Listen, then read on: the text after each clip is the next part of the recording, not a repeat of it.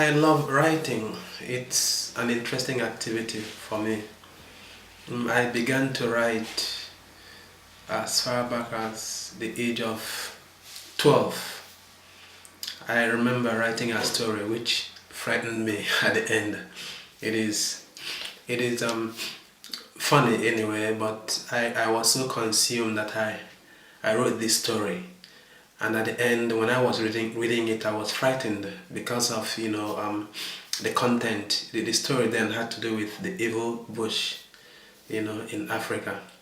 So since then, I have picked up and I've developed that interest in writing, not just stories, but poems.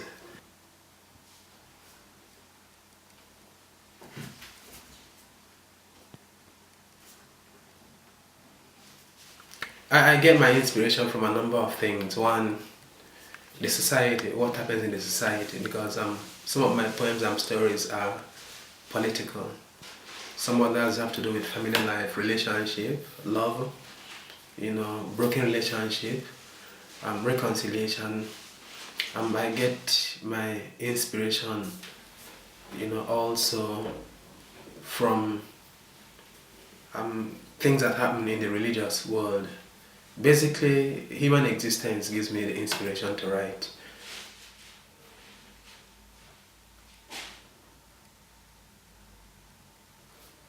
Life without walls. I have been in this avenue, a residential area, for a month now. Every day I see children leave their parents' apartments, go over to other apartments, and call out their peers for play, for games. As I watch these children, I cannot help but admire their innocent and humble lives. They build no walls, they create no barriers between themselves and peers. Rather, they mingle and share their humanity. On the contrary, the adults are filled to the brim with ego and self-importance. They erect walls thicker than the ones that hold their apartments. Truly, this world would be a better place if grown-ups had children's sensibilities.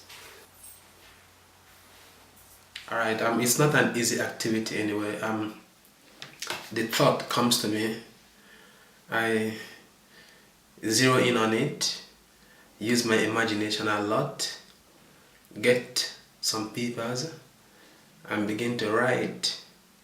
Usually I write the first draft and make some corrections, and sometimes do a rewrite. Sometimes, after the corrections, I just go ahead and type and send off the things like poems to the Gleaner company in Jamaica.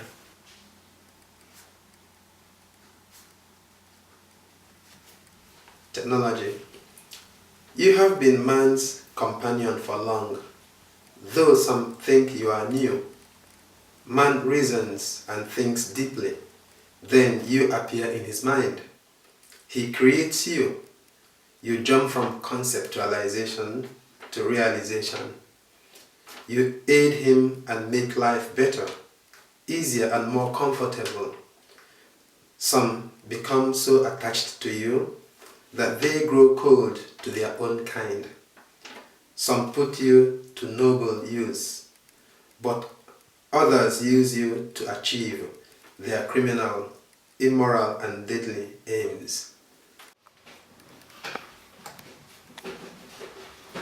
I've written a number of stories, about 20, to be precise. Some of these stories are based on, things that happened while I was in Africa, in Nigeria specifically, growing up. I took just a few episodes and I had to, add, twist a number of things. I had to use my imagination to build, stories. Some of them, actually deal with relationships. Some of them deal with, political power. Some of them deal with, the economic situation. Some of them deal with, the challenges that man has to face in order to make it in life, the daily activities. I have a story that is based on my childhood experience.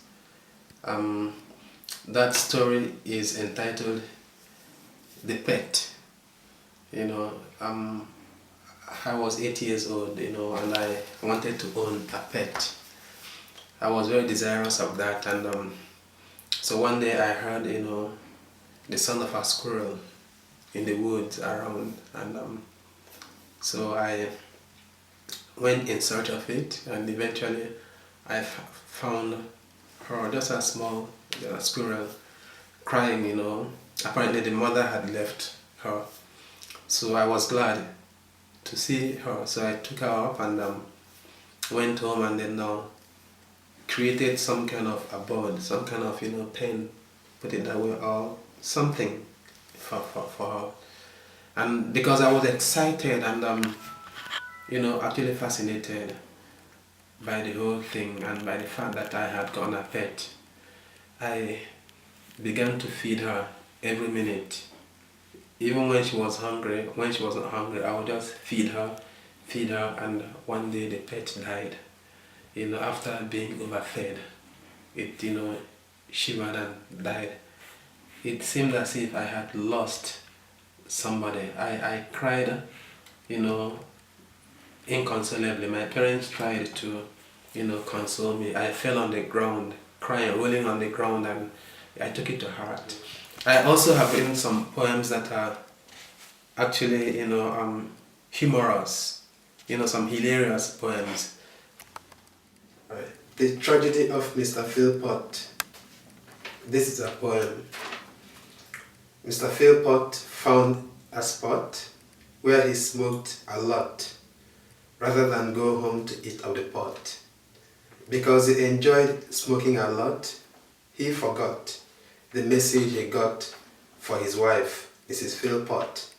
Anyway, he worried not, for he had a plot to slip into his cot, for he called his cottage a cot. But his wife got him on the spot and beat him into a dot, giving his brain a clot. So I made a jot of the incident involving Mr. Philpott.